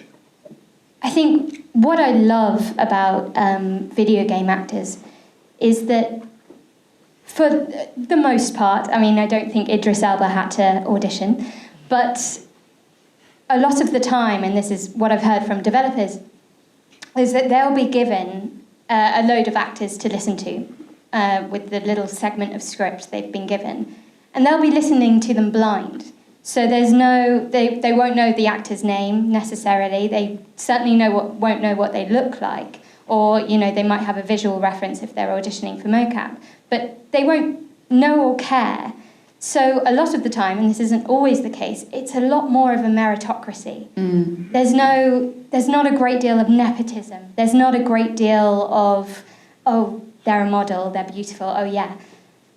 They're there because they're talented and they're right for the role. They're the best person for the job. They're the best person for the job. And I think... We have one of our actors, Dave Jones, who plays Howson, came into the acting industry 5 years ago, I think in his 40s, which is quite rare. You wouldn't really see that in film or TV, that an actor can gain that much success in such a short amount of time. But the man is incredibly talented.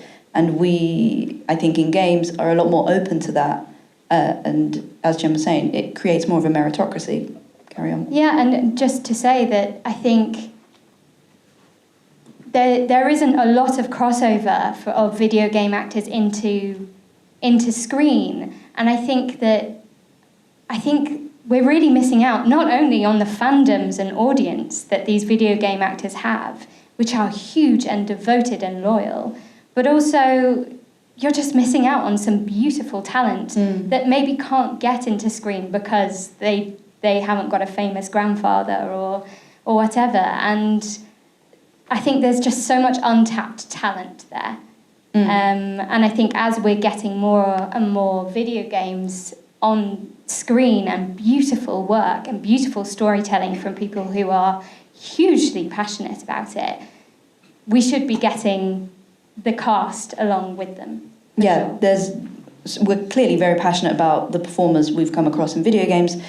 Some of them are bringing the most well-known IPs to life, characters that we all know and love, and they are being adapted into film and TV, but the cast who brought those characters to life are overlooked quite often. There's a number of names in video games who are huge names, but we don't see them transfer into film and TV the same way film and TV transfer into video games. And of course, when they do, when you've got Ashley Johnson, for example, in Last of Us and Troy, the audience feels so honoured and respected and excited about it because they feel like they've been brought along for the ride as well. So, yeah, that's...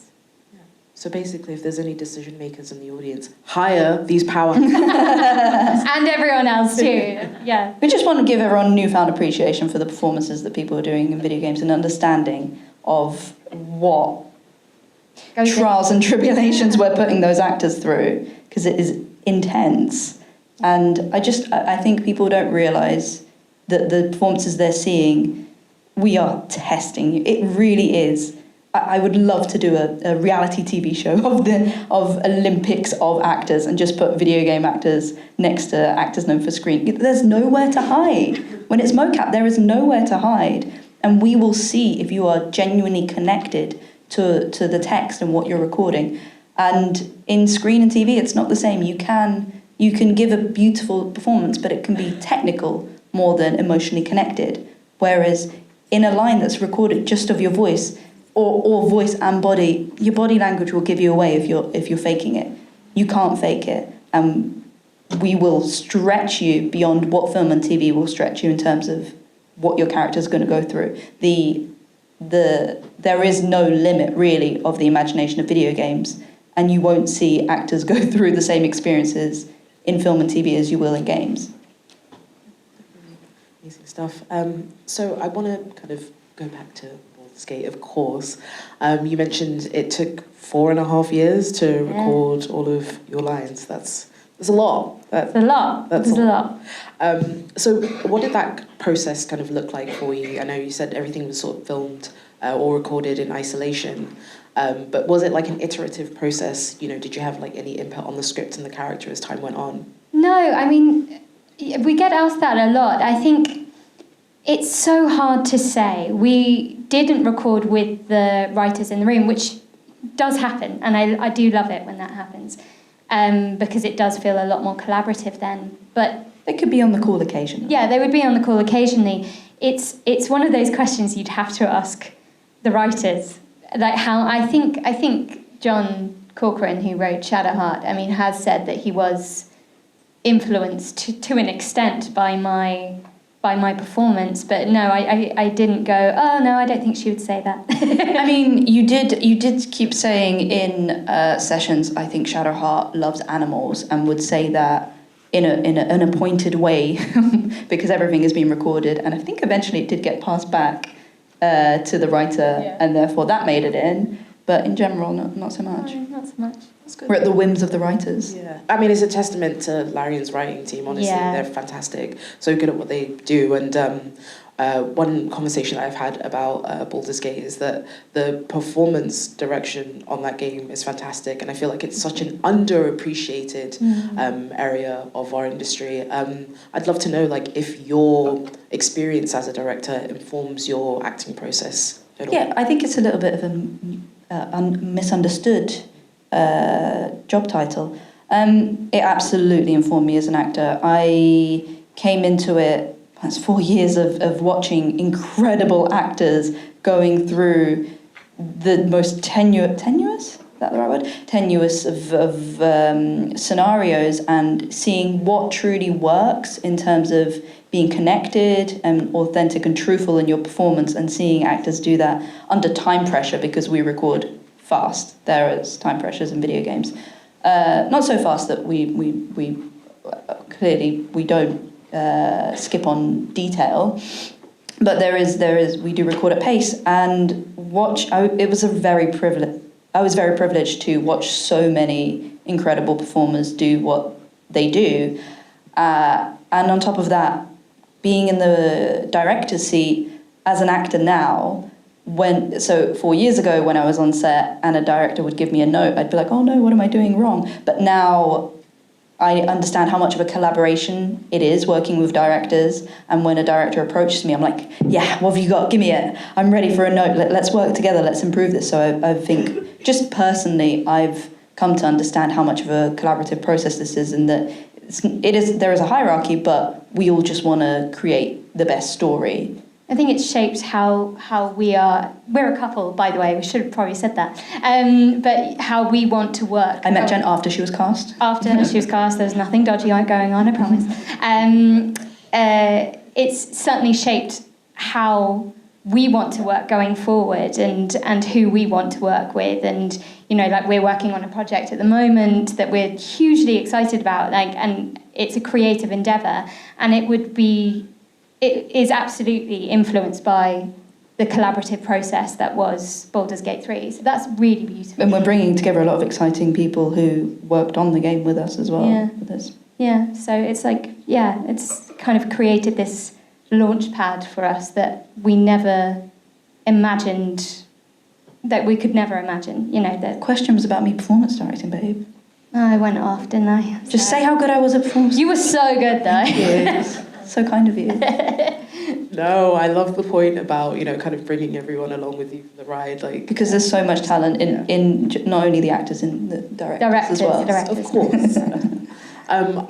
Just because you mentioned it there as well, I'd love to know a bit more about, like, the casting process. What did that look like, and how did you get involved on this project? I had no idea what I was auditioning for, as is most of the time when you're auditioning for video games. It's a project name.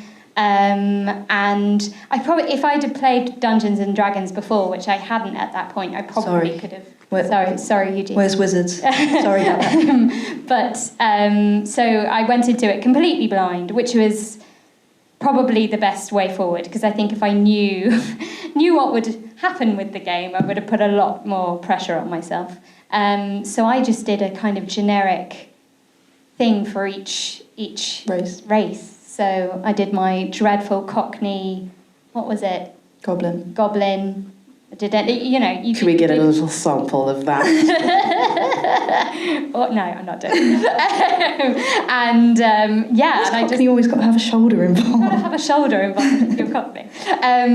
And just kind of whacked it off. Just did not think about it which, was an absolute blessing, really. Yeah. Sorry to interrupt. As I mentioned, I was primarily an actor before the game. I also auditioned for the game and also for Jen's role. Oh! Yeah, where we were enemies to lovers. I did not know we were enemies. She didn't know. No idea. And you asked how did I get on board, so I then got contacted to ask would I be up for directing on it because of my mocap experience. So I swallowed my pride is how I got onto the game and gave it a go. And like I said, one of the people that I learnt from was Jen. Was watching her do Shadowheart and sort of realised actually they made the right choice and I can learn from this incredible performer. And then I want to say the rest is history, but I already said that. I was really lucky that I got asked because the team was so massive, I got asked who I wanted to be kind of part of Team Shadowheart. And before we were even friends, I said, there's this very fantastic performance director that I'd love to work with more, because she was just so brilliant. So she romanced a mortal enemy without even realising we were mortal enemies. It's very video game. I have to say I'm really impressed by your level of maturity, because if someone tells me no, everyone's getting burned. Yeah. I should have just burnt the building down. I don't know how much time. Okay. Just a fun one to end on, yes. I guess. Do you have a favourite line that you really enjoyed performing? And the one I really do love, you're as loyal as a pup and twice as pretty. All of the romance lines, they were very... Shadowheart is kind of famous for her romance a little bit. Everyone likes romancing her. And I think it's probably because there was a real romance going on. So everything was very genuine, which is very gross and cheesy of me to say, but it's true. I'm thinking, do I have a favourite line of yours? To be fair, I did love the romance because it was aimed at me. For you, the thrash line to Lae'zel. You mean I get to prove you wrong and thrash you? I love it, that one, yeah. Amazing. That's amazing. Yeah, the nerding in me is very, very happy, so thank you so much. Please give them a round of applause. You've been amazing. Thank you. Thank you so much. Thank you very much for that really insightful and interesting panel. It seems to me that film does have something for video games, but also video games needs to give actors more time, it seems, as well. Extraordinary. That was really, really interesting. Thank you very much. Well, we come to our last session of the day. This is Bobbypills, a case study from Parisian studio, Bobbypills. The studio, as Ellen mentioned right at the start, has worked on adapting game properties for the screen and is now working closely with game studios, often delivering its in-game content as well. So to tell us more, please welcome our final guest of the day, Mehdi Lefad, the creative director. So please, Mehdi.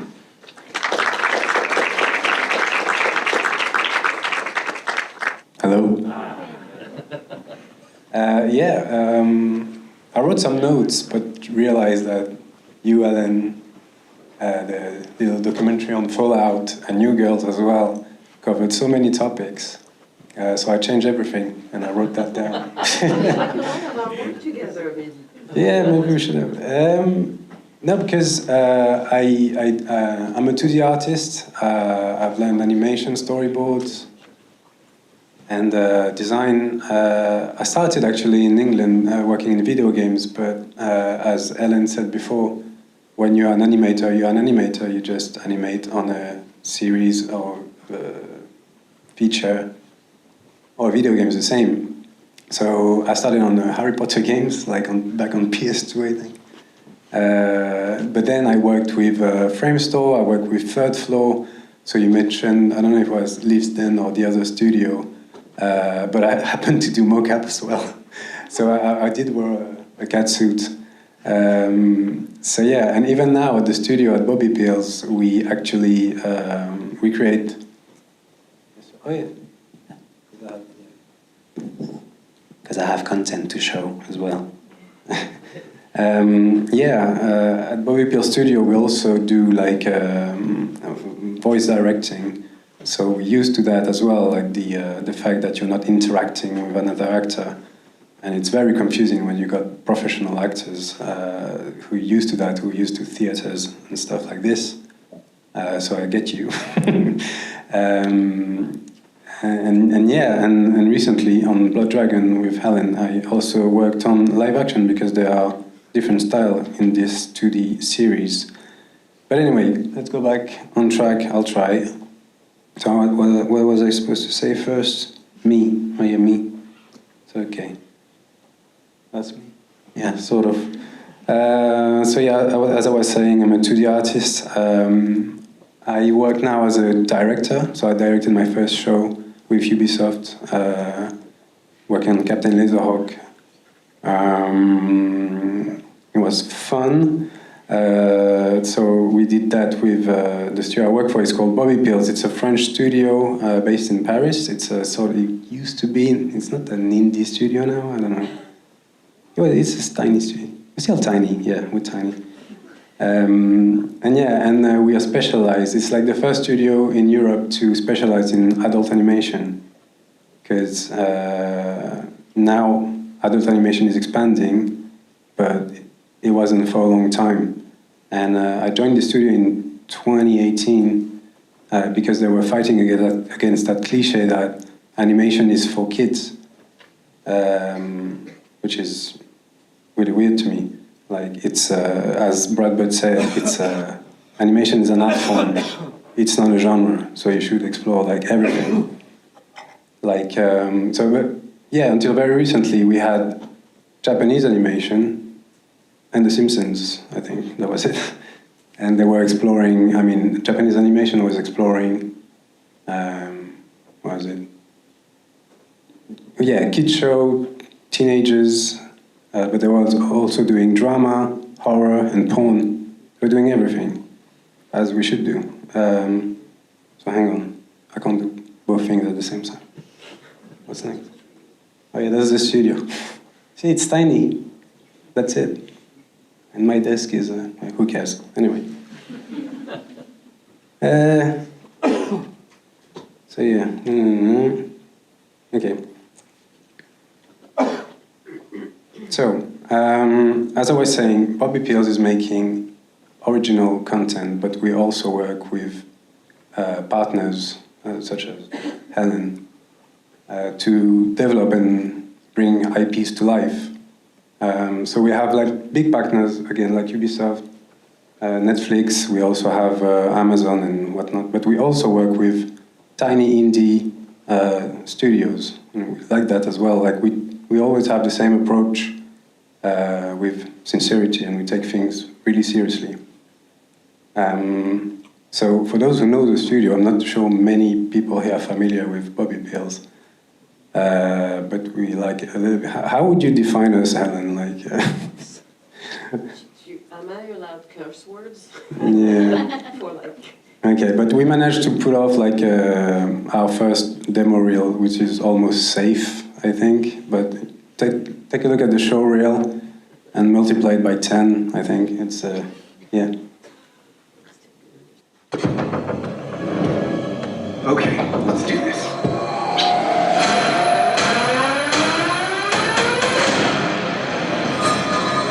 Get ready. I'm not offering you money, glamour, or fame. Hey! You are here because you want this world to change. How are you doing?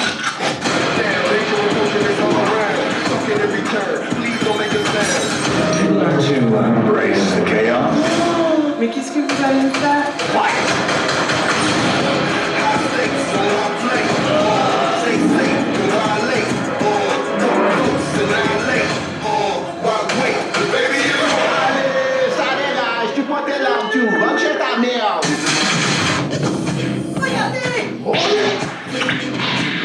Let's get this party started.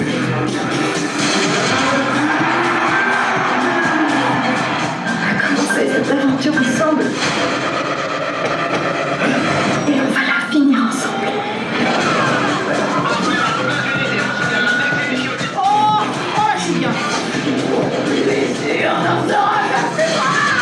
Finalement, qu'est-ce qu'on cherchait? C'était peut-être juste là, tout près de nous.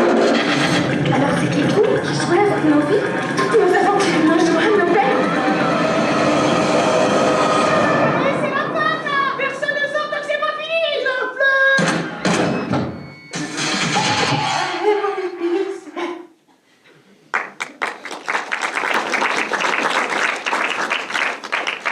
Yeah, sorry about that. So yeah, as I was saying, there wasn't a lot of adult animation back in the day, so we had to push. I think on the website it's written that we are a studio filled with depressed, beautiful, fucked up people making cartoons for depressed, beautiful, fucked up people. But I will add to that frustrated because when you grow up with video games and anime, because in video games you suffered the same cliche, like video games being for kids, but somehow you managed to make cool stuff, like when you were making and I'm not talking only as a player, but as an artist working for a game, like you had people working on Resident Evil or Mortal Kombat, and I had to stick with Noddy or something else. Nothing's wrong with kids stuff, I like it, but it's just a matter of, having different choice, So yeah, frustrated. So we had to basically take smaller gig. That's the thing, and that was the first entrance with, the first encounter with a video games company was through video games trailers. And it brings me to my second video already. I need to slow down. All right.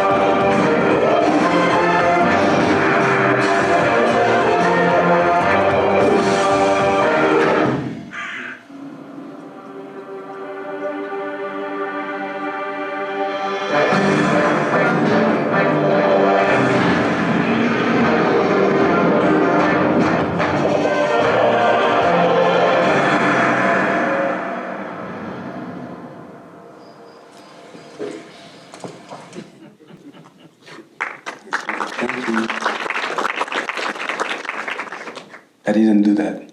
It wasn't me. It's someone else, but I love this one. For those who don't know, that game is called Dead Cells. It's a roguelite type of game, created and published by Motion Twin. They came to us because they knew we were making edgy content and they liked it, and they liked our approach to telling stories. And the interesting thing, we've been hearing a lot about storytelling in video games and in movies, etc. I think it's fascinating because, and that's why I changed my note actually, because Ellen, you said at some point movies are going to become games, and games going to be something even crazier. Maybe, I don't know. Because everything is moving very fast with new technologies and a lot of more possibilities, but at the same time, sometimes you want to play football and sometimes you want to watch football. And there's this thing of being passive and active, which I think is never going to disappear in a way, but that doesn't matter. Sorry. It's like I'm in a cafe talking with Alan, sorry. I'm really not used to this, I hope it's not terrible. Anyway. So yeah, when a video game company comes to you to create a trailer in 2D, it's great when you're trying to pay rent, because but what does it bring to the table really? Because you could put like in-games sequences like back in the days, but what Motion Twin was looking for. Like basically, world building in games is very important. You have really dense and rich laws the world is very developed, but it has to be an immersive experience for the player. And like the guy was saying in the Fallout documentary, it's not the case when you do a fiction, whether it's animation or something else. So we have to think differently. Like the client expected just something beautiful and cool. And I don't believe in that. It's not enough.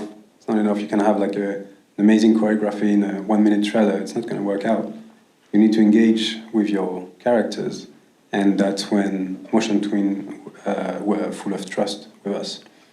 Even if it's for 1 minute, you have to find something to click.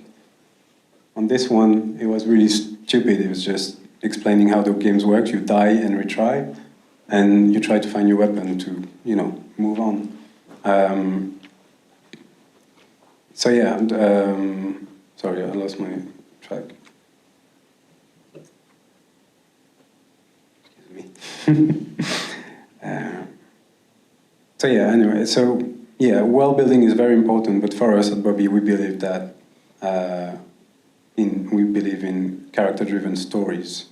So you can have like the most amazing world. Like if you don't know what the guy is doing here or the girl is doing here, what's at stake for your character, you're never going to engage with this thing, and you're just going to switch to something else. And also, because it was an indie company, and we were like an indie studio, we had little money, and we had to develop a certain technique that basically we had to learn how to make magic with very few things. And I think that's one of the main strengths of the studio today, is that every penny counts for everything. And you know that. What's next? So I didn't do that trailer, but when I arrived at the studio, it just been made, and I was so excited, and I really wanted to do one because I love this this IP. And but same thing, like it's funny. He dies, he comes back again to life. He's being bullied by his enemies. It's funny, we get it. But after 2 trailers, I was doing the 3rd trailer for that, and I wanted to bring something new to the table. And I thought it'd be funny to have it reversed and just be fearful for the enemies, like having him as the baddie and being really worried for the enemies, like in a John Wick movie. I don't know if you watch John Wick. That's what I love about John Wick. It's like you're actually rooting for the baddies. So it's always the same approach, like finding something to just click with the audience. So here is my trailer for Dead Cells.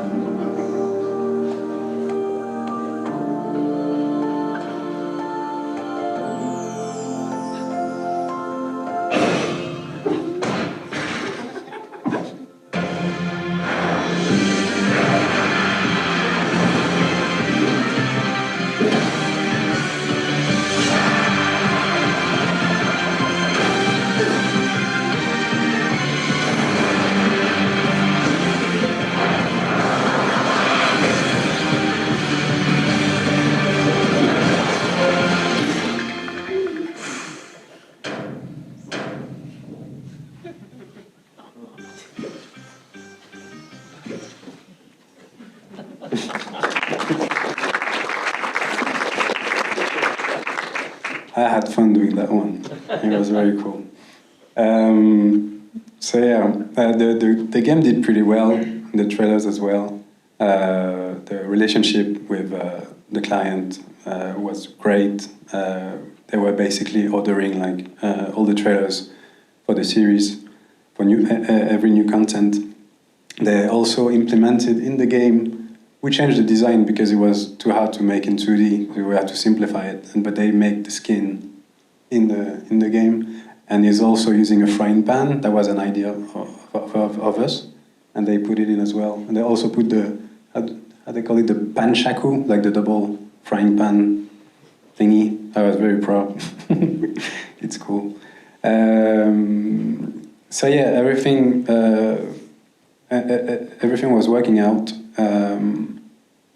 We did all the trailers, but at the same time, the audience was requesting for a series, and that was super exciting.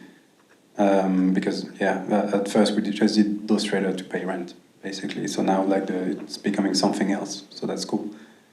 But obviously, like a series doesn't get produced in a blink of an eye, you know. So we had to wait and go back to business. What I did also with this, I wasn't part of the studio. Has been created like 15 years ago. I arrived at the studio like 6 or 7 years ago. So I wasn't part of the pioneers who basically broke in with zero money and crazy ideas, and I have to be like very transgressive and provocative in every way just to get noticed. I just arrived, and I remember telling my boss, I do adult animation, but I don't do like balls and boobs. Is that okay? Yeah, sure. I've got enough, vulgar stuff. So I was more into dramas. Let's just proper dramas, and also I told him, and I want to do expensive stuff. Because I grew up with Japanese animation, and it looks super pretty, and I love the fact that Bobbypills had to come up with super creative ideas of simplifying everything just to use like the bare minimum to make something great. But I wanted to make stories with less limitation, just to graphically explore more, and that's what happened with this trailer. It was a really cheap trailer. We had little money, but I worked every weekend. Don't laugh, Helen. I worked every weekend just to make a point that we can make this type of animation at the studio. Because if you keep on doing like really cheap stuff, cheap, use bracket, if you keep doing like a very limited stuff, you're not gonna get bigger gigs.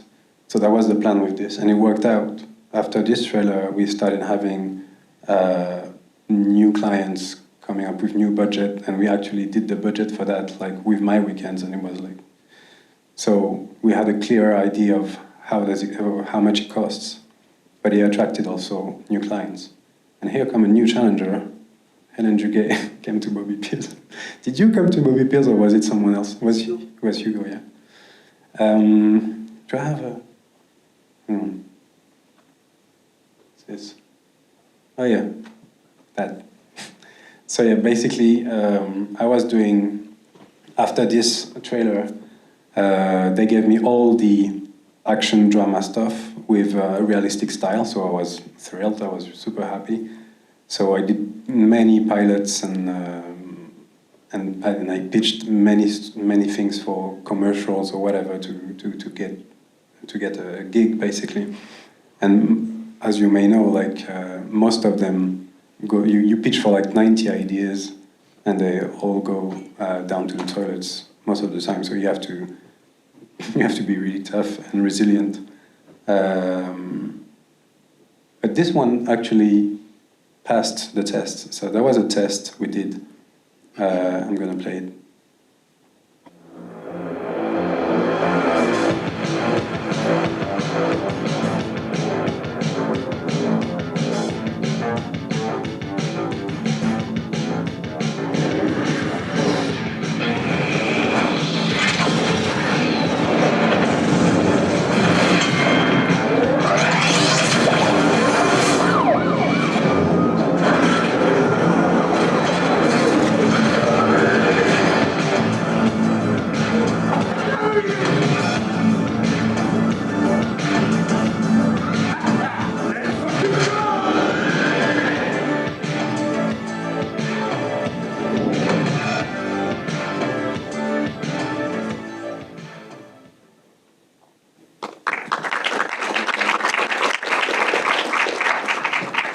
Okay, that was the animation test for Captain Laserhawk Blood Dragon remix. Sorry, it's done now. It's on Netflix since October, I think.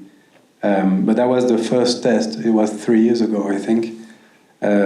Basically, Ubisoft approached us because they've been working on this crazy show. We've had Adi Shankar, that she mentioned earlier, who was the showrunner on it. I think he worked 6 years on it prior to coming to us. So the concept was basically a multiverse of all your IPs, really, but all happening in this sort of Far Cry 3 Blood Dragon game. It was based on that, right, at first. I think I have a picture as well. That's Adi Shankar. And yeah, that was the cover for the game. I think it's pretty niche, right? People know this game here? Oh yeah, all nodding. Cool. I didn't know it. But yeah, so they arrived with that. He had a lot of, Adi had a lot of common references with the studio. Like, we grew up in the 90s, so Japanese animation. Yeah, that was the deal. So we actually won that. Hang on, because I had a point.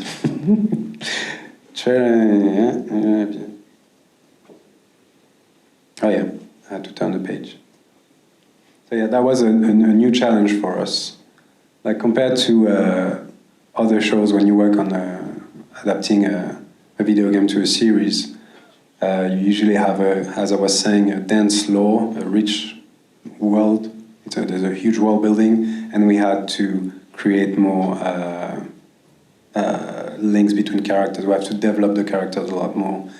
On this one, it was a different kind of problem, because Adi, my God, he was going everywhere. Like, he explored all the APs of Ubisoft. He was creating crazy ideas everywhere, and we had to just basically create a hierarchy because we couldn't tell everything. And it was super interesting. So you had, so it goes. You have people from, you have characters from Splinter Cell, Assassin's Creed. You have Rayman. Nobody belongs to the same world, and we had to make it work. So that was a bit of a challenge. And but the cool thing is, Ubisoft was pretty open-minded to working with us, and and us bringing new ideas. And that's what I wanted to mention about adapting stories. You have to have a lot of love and a little bit of disrespect at the same time when you make this. It's really strange. And you hit the jackpot when the client goes along with that. And Ubisoft played ball because you really have to respect the license in a way that the audience is gonna be like, yes, I'm seeing all my favorite characters. The client has to be like, happy as well, because he pays, first of all, and he's also nervous because you're using his toys basically. But also you have to disrespect it, because otherwise it's almost impossible to bring something new to the table. I'm gonna spoil the series. Sorry, a little bit, but because Ubisoft played with us, you have characters like Rayman is a coke addict in the show. You have Sam Fisher who's disabled. You have what else? Yeah, the Assassin's Creed is a French frog. Whatever, it's true. Do I have a picture? Yeah. See?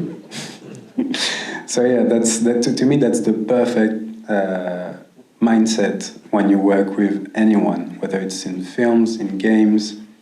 It's this open-mindedness that okay, you're gonna work on a license that's got a lot of fans. You gotta respect it. You gotta love it, but at the same time, you need to break it a little bit and convince people sometimes that it's gonna work. Trust me. But yeah. But I've heard that from everybody that talked tonight. That really what was inspiring tonight. I think everybody's sort of getting it because all the frontiers between mediums are like fading almost, and I think that's beautiful. So yeah, I make it sound like it was easy, but it was a nightmare. It was 3 years of hell, by the way. I used to have hair. Yeah. It's true. No, but 3 years of hell, but a hell of an experience as well. And I savored everything, every day of it. So yeah, I always take the same thing. It's like, as I was saying to Helen, and everyone I talk about this show, I always talk about enthusiasm and naivety. You need both. You're like, yeah, what could go wrong? You just walk into the wall after wall after wall until you learn. But anyway, in the end, we did deliver. We did deliver, and it looks like this. I'm gonna kick your ass.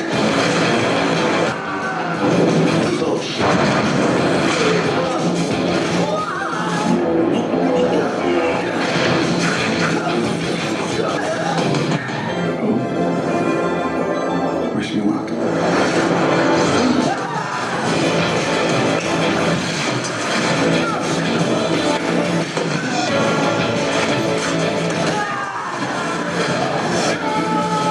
I do like a good spanking.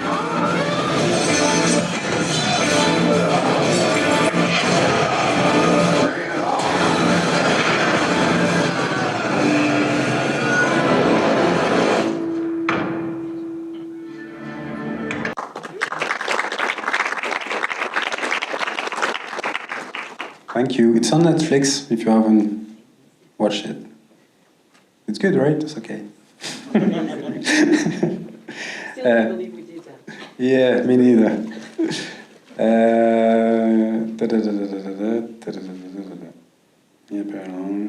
Yeah. Meanwhile, Dead Cells, back to Dead Cells. When I was doing this,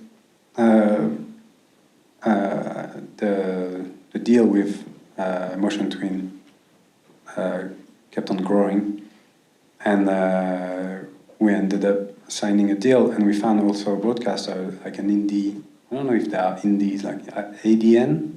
Would you say it's a tiny one?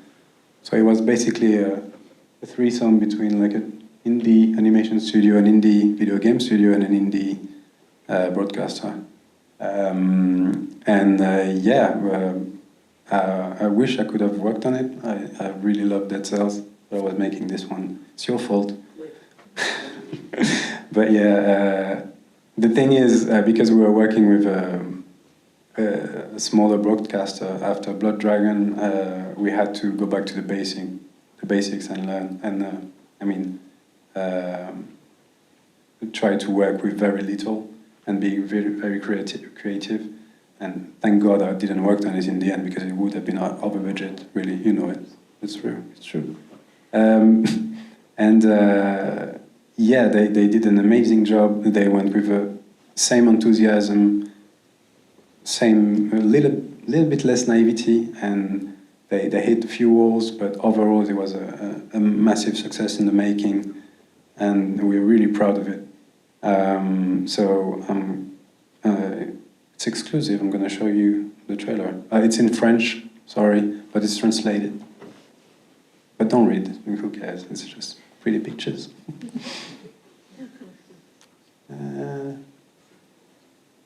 It's a hero. Do you see what I mean with being economic and cool? Like, to me, like, that's back to the basics. Like, you use nothing. I don't know. It's charming. I like it. Here we go. Il existe une prophétie qui dit que l'élu, l'homme à tête de flamme, accomplira un jour sa destinée et pourfendra le méchant roi du sortilège du maître. Hein? N'importe quoi, c'est des conneries complotistes, ça. Ouais.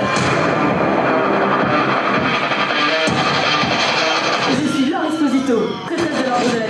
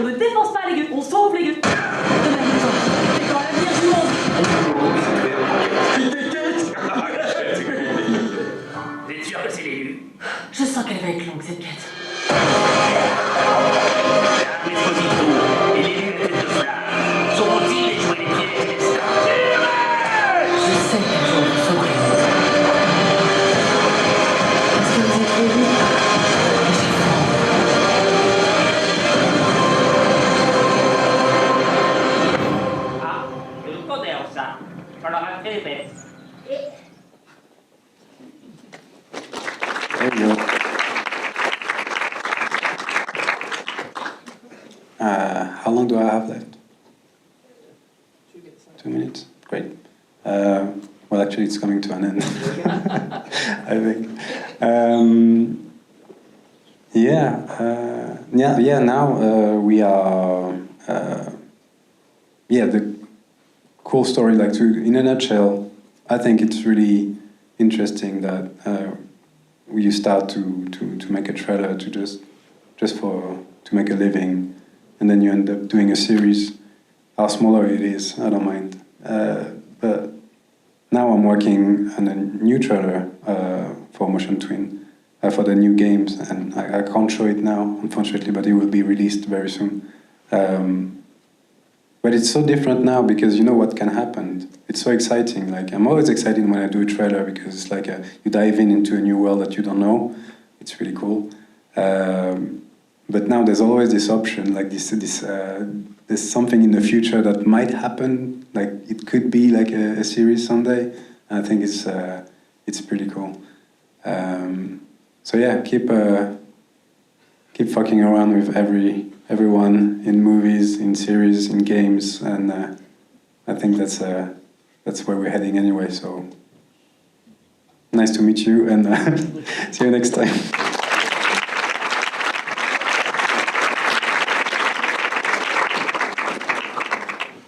That sounds like an appropriate sentence to end the day's proceedings.